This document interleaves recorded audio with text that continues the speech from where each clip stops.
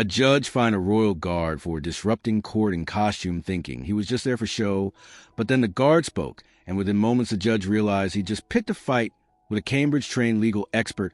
What happened next left the courtroom in stunned silence. Now, before we continue, tell us where you're watching from in the comments, and make sure to subscribe, because tomorrow at this very same time we're dropping another powerful royal guard story that you won't want to miss. The autumn sunlight glinted off the brass buttons of Lieutenant Malcolm Reynolds' scarlet tunic as he navigated the busy streets of London's legal district. His polished boots echoed against the pavement with each precise step, creating a steady rhythm that matched his disciplined thoughts. The weight of his bare skin, capped a full 13 in tall, had long ago ceased to register on his consciousness. After 7 years with the King's Guard, Reynolds checked his watch, a simple, sturdy timepiece that had been his father's 90 minutes until his ceremonial duty at Buckingham Palace. His route today took him past the Old Bailey, and the magnificent building with its golden Lady Justice statue had always fascinated him. Perhaps it was a shared sense of tradition between the legal system and military ceremony that drew him to both worlds. The courthouse stood as a monument to order and justice, not unlike the disciplined ranks he now served in. Reynolds had grown up with stories of both institutions. His father, a respected barrister, his grandfather, a decorated military officer. He'd walked the path between these worlds his entire life, finding value in both the intellectual rigor of law and the physical discipline of military service. Few of his fellow guardsmen knew about his legal education.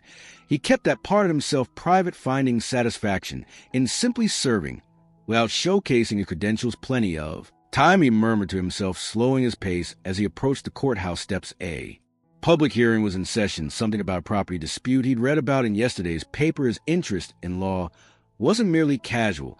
Before joining the Guard, he'd harbored ambitions in that direction, spending countless evening hours studying legal texts and following landmark cases. Several passers-by slowed their hurried London pace as they noticed him. A businessman nodded respectfully to tourists, whispered excitedly, and fumbled for their cameras before thinking better of it. An elderly man with a veteran's pin on his lapel caught Reynolds' eye and offered a crisp salute. Reynolds returned it with perfect precision, the gesture carrying the weight of shared service across generations. Going on duty, lad?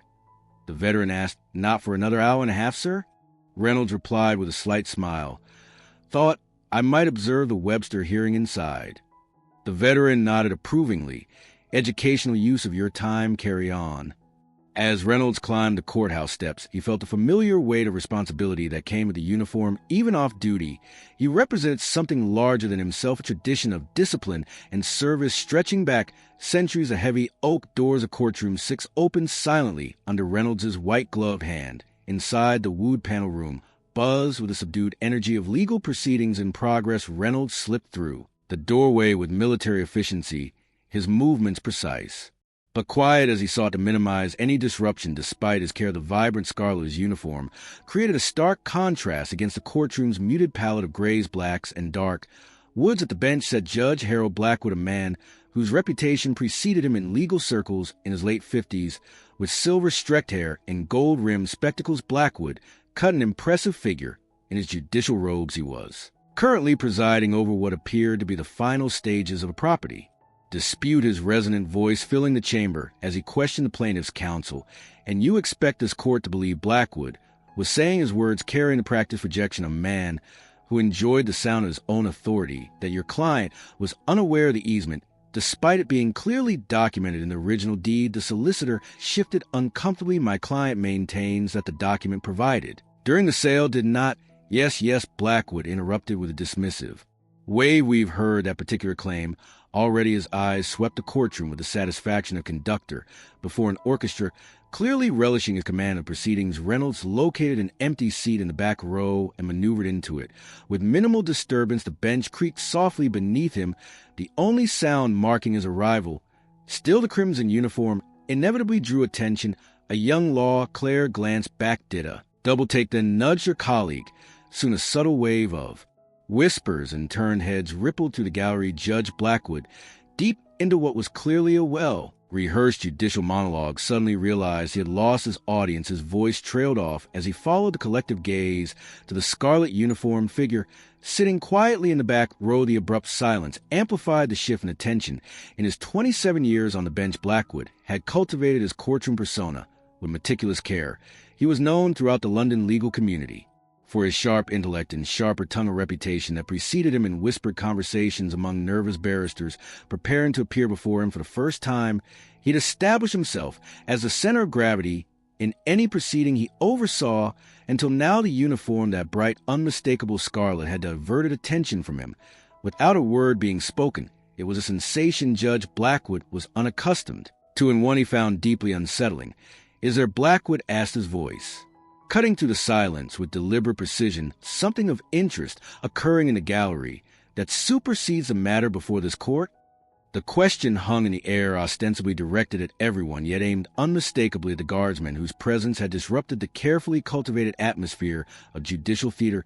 The sharp crack of his gavel silenced the murmurs that had filled the courtroom. "May I ask," Blackwood began, his voice dripping with thinly veiled contempt, "why a costume performer has decided it appropriate to disrupt my courtroom in the middle of proceedings?" The question landed like a physical blow in the hushed room. Several spectators shifted uncomfortably in their seats, embarrassed by the judge's open hostility toward a member of the King's Guard. Reynolds remained still for a moment, then rose to his feet with military precision. "Your Honor," he responded, his voice clear but respectful. "Lieutenant Malcolm Reynolds of the King's Guard.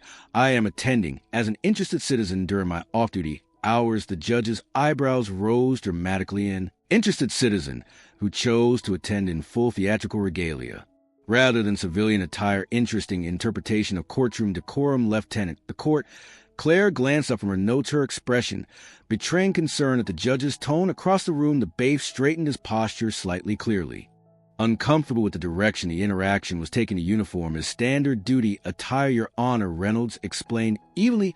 "I am due at my post at Buckingham Palace directly after this hearing." Blackwood scoffed audibly. "And you couldn't have found time to change between engagements, or perhaps the spectacle of appearing in costume was part of your intention in coming here today?" A silver-haired barrister in the front row cleared his throat. "Your Honor, perhaps we might return to the Westbury property matter. My client has another appointment at one moment." Mr. Harrington. Blackwood cut him off without taking his eyes off Reynolds. "The dignity of this court is my primary concern.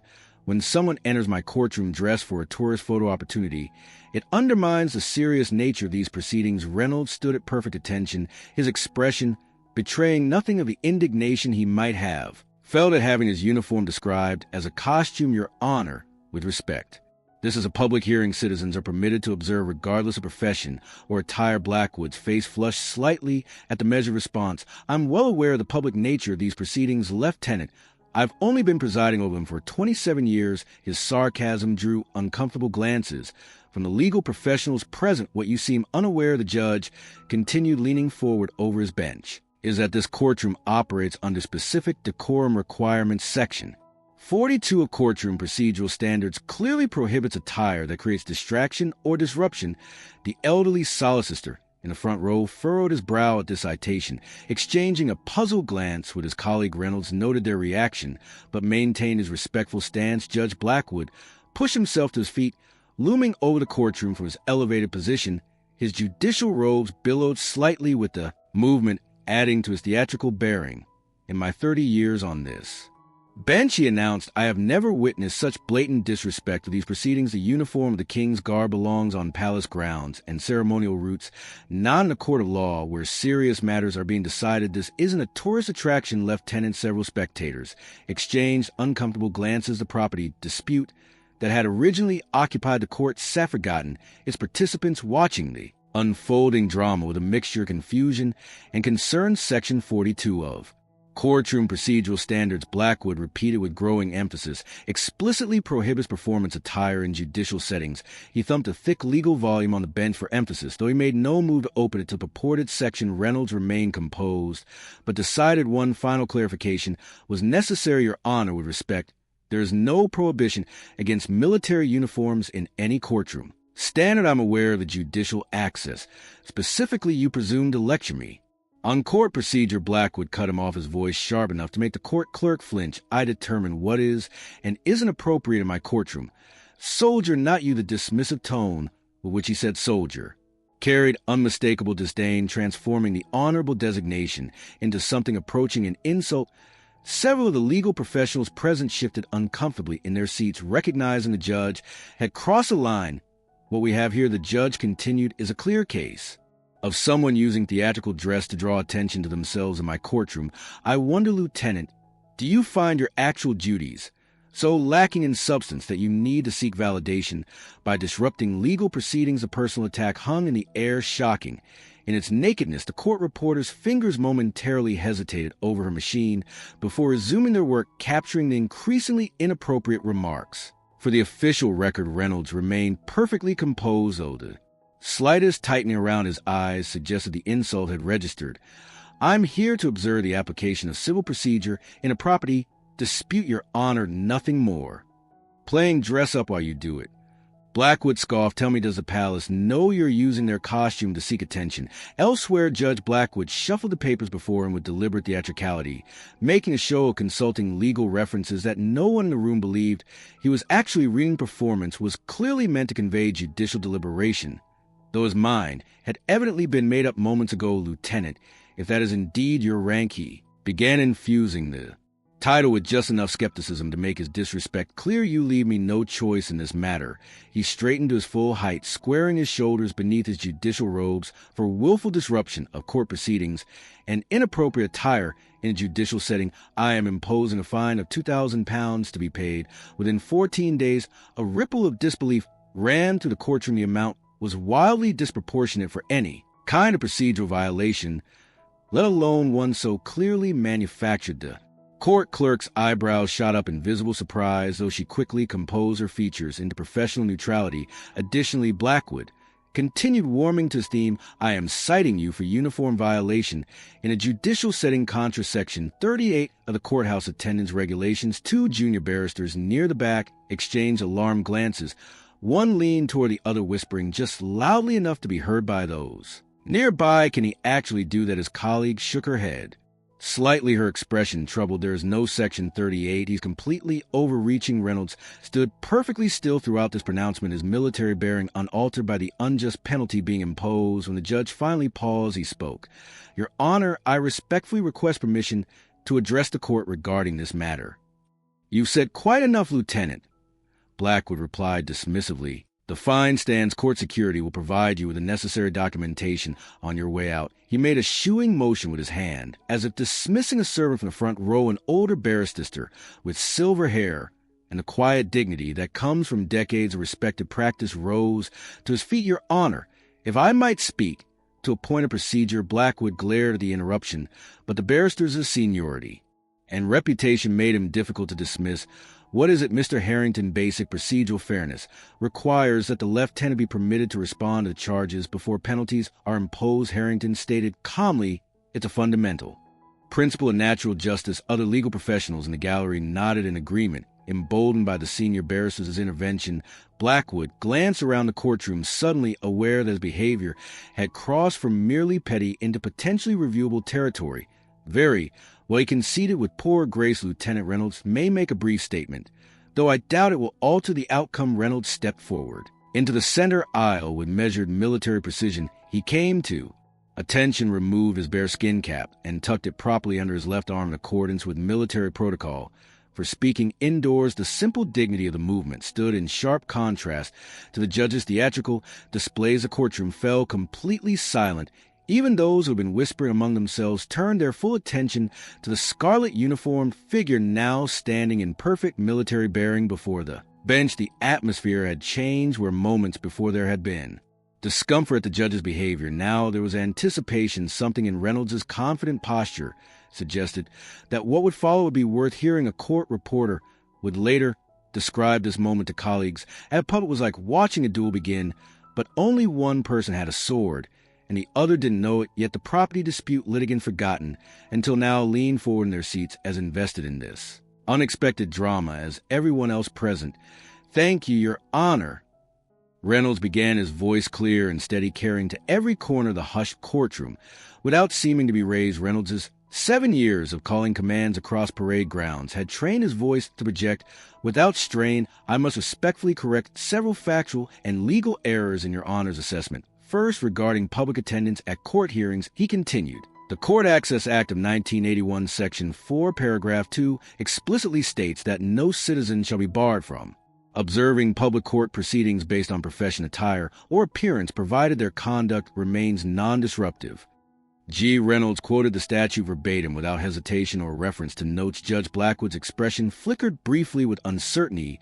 The Act further clarifies in paragraph 3 that military personnel in uniform are explicitly permitted to observe proceedings during off-duty hours. This provision was added following Morris v. Sutton District Court in 1979, where a naval officer was improperly removed from a public hearing. Reynolds reached into his tunic pocket and produced a small, well-worn legal reference book. I have the relevant sections here if the court wishes to verify the citation regarding the Section 42 of Courtroom Procedural Standards that Your Honor cited. Reynolds continued, I must note that the standards contain only 37 sections as revised in March of last year. There is no Section 42. A murmur rippled to the gallery. The court reporter's fingers flew across a machine capturing every word. Similarly, the Section 38 of Courthouse Attendance Regulations mentioned in connection with the fine does not exist in any current legal framework governing British courts. Judge Blackwood shifted in his seat, color rising in his cheeks. While the specific section numbers may differ from my recollection, he interjected, the principle remains with respect, Your Honor. Reynolds continued with calm precision. The principle does not remain, as no such prohibitions exist in any form. The Judicial Administration Act of 2005 specifically prohibited arbitrary dress codes for public attendees at open court sessions following several cases where judges had attempted to impose personal preferences as legal requirements. As to the matter of the fine itself, Reynolds said his pace measured and methodical. The Judicial Penalties Act of 2007, Section 14, explicitly limits monetary sanctions to instances of actual disruption defined as behavior that tangibly impedes the function of the court. My silent observation from the public gallery does not meet this standard. Judge Blackwood's hand, which had been reaching for his water glass, paused in midair. You seem remarkably well-versed in legal matters for a ceremonial guard lieutenant, he observed, attempting to regain his footing. That brings me to an important point of clarification. Reynolds replied, his posture remaining perfectly formal. At this point, I should perhaps explain my background to provide context of my observations. He stood at perfect military attention, the scarlet tunic adding gravity to his words before joining the King's Guard. 5 years ago, I completed my law degree at Cambridge University, graduating with first-class honors and specializing in administrative and constitutional law. Audible gasps emerged from several points in the gallery. Judge Blackwood's face drained of color, his earlier confidence evaporating as the full extent of his miscalculation became apparent. His fingers tightened around the edge of the bench as if anchoring himself against a sudden storm. The courtroom he had controlled with such easy authority minutes earlier now felt like foreign territory. One junior barrister stifled a smile behind his hand, his eyes alive with the unexpected theater. A senior solicitor in pinstripes raised an eyebrow in professional appreciation, not of the judge's discomfort, but the precise legal reasoning delivered by the most unexpected source imaginable. Near the back, a law student on courthouse observation feverishly scribbled notes, instinctively recognizing a moment worth remembering for a future career. Judge Blackwood swallowed hard as Adam's apple, bobbing visibly as the carefully constructed facade of his authority began crumbling before a courtroom of witnesses. He'd built his reputation on encyclopedic knowledge of the law and judicial temperament, both now being systematically dismantled by a man he dismissed as a costume performer. I practiced for 3 years with Harrington, Whitfield, and Associates, focusing primarily on cases involving procedural justice and administrative overreach. Currently, I'm completing a part-time master's degree in legal history through King's College London, with particular focus on the evolution of courtroom access. Writes the court reporter's fingers paused momentarily over her machine before resuming their work with renewed vigor, capturing every word of the extraordinary revelation.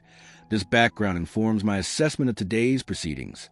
Reynolds continued calmly. In particular, I would direct the court's attention to Andrews v. Judicial Services Commission 204, where Justice Whitmore wrote that the imposition of arbitrary fines based on a judge's personal discomfort rather than actual disruption constitutes a profound mislocation of judicial authority. The characterization of military dress uniform as costume or theatrical dress also raises concerns beyond mere inaccuracy.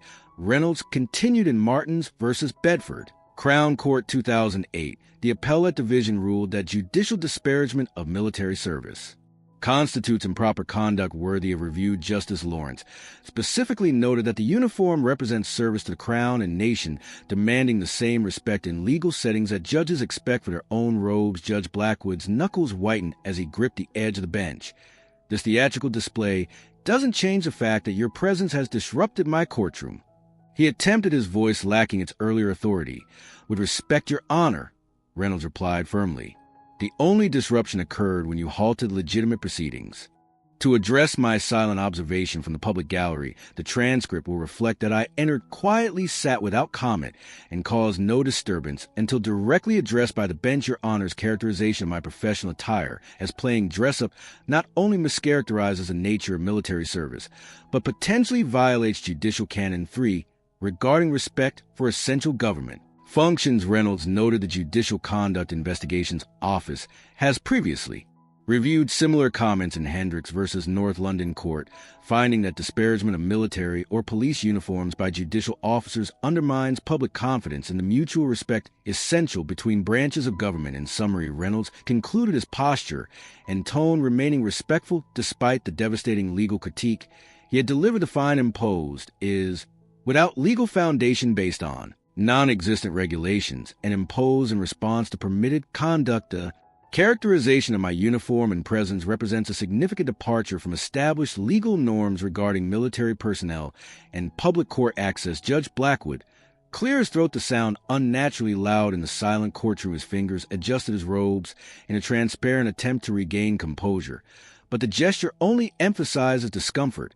In light of the additional information presented, he began, carefully avoiding any acknowledgement of error. This court will reconsider the matter of the fine. He shuffled papers needlessly, clearly stalling as he formulated his retreat. The citation is hereby withdrawn, and no penalty will be assessed. Lieutenant Reynolds remained at detention, his expression revealing nothing of what must have been a sense of vindication. Thank you, Your Honor. However, with respect, a formal correction to the record would be appropriate given the nature of the exchange. The request hung in the air, its reasonable tone making it impossible to dismiss without appearing petty. The court clerk slid a discreet note onto the judge's bench, a lifeline of professional advice in increasingly treacherous waters. Blackwood glanced at the note, his lips tightening briefly.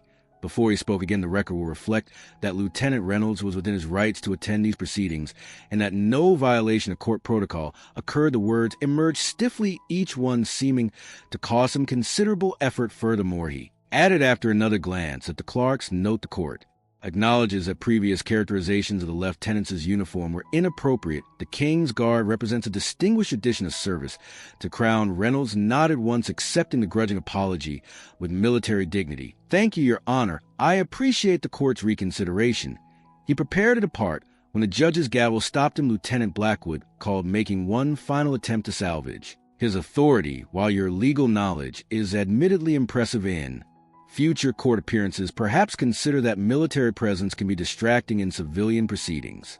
Reynolds turned back, facing the bench. Directly, Your Honor, the uniform I wear represents hundreds of years of service and sacrifice. The law you administer promises equal access to justice for all citizens regardless of profession. These traditions are not in conflict. They reinforce each other's society that respects both will be stronger for it. The simple eloquence of this statement resonated through the courtroom. Several spectators nodded in agreement, including the elderly barrister who had spoken earlier. The court appreciates your perspective, Lieutenant Blackwood conceded, recognizing further argument would only diminish him further. You are free to remain for proceedings or depart as your duties require. Reynolds checked his watch with military precision. Thank you, Your Honor. I should report from my post. I apologize for any unintended disruption to today's hearing. With that final courtesy, offering an apology that everyone present knew was unnecessary, Reynolds replaced his bare skin cap with perfect form and executed precise military turn toward the exit. His departure was as composed and dignified as his defense had been, each step measured and exact. Against the wooden floor in the lobby, Reynolds found the elderly veteran who had saluted him earlier waiting by the entrance. The old soldier came to attention as best his aged frame allowed and offered another salute, saw the whole thing through the door. The veteran said quietly, reminded them what it means to wear the uniform you did. Well done, son. Reynolds returned the salute with perfect form. Thank you, sir, just did what was necessary. He checked his watch again, still sufficient time to reach his post at Buckingham Palace. As he descended the courthouse steps, his bearing remained perfectly military shoulders. Square head high, the encounter had not altered his composure or his scheduled discipline maintained in the face of both injustice and vindication. What would you do if someone in authority tried to use their position to humiliate or intimidate you? Lieutenant Reynolds' story reminds us that true strength comes not from rank or title, but from knowledge, composure, and the quiet confidence that comes from being in the right behind the ceremonial uniform that Judge Blackwood mocked stood a man of exceptional intelligence and principal qualities that ultimately revealed the judge's own shortcomings. Sometimes the people we're quickest to dismiss based on appearances are the very ones who have the most to teach us about integrity and respect. Now, if this story made you think about the importance of standing up to unfair treatment with knowledge rather than anger, hit that like button and subscribe to our channel for more powerful stories about Royal Guards and the values they represent. Press the bell icon to never miss our uploads and check out the other videos appearing on your screen. Right now, have you ever been underestimated because of appearances or stereotypes about your profession, or have you witnessed someone handle unfair treatment with exceptional grace and intelligence? Share your experiences in the comments below. We read everyone and would love to hear your thoughts. We'll see you again tomorrow at the same time with another brand new Royal Guard story you won't want to miss.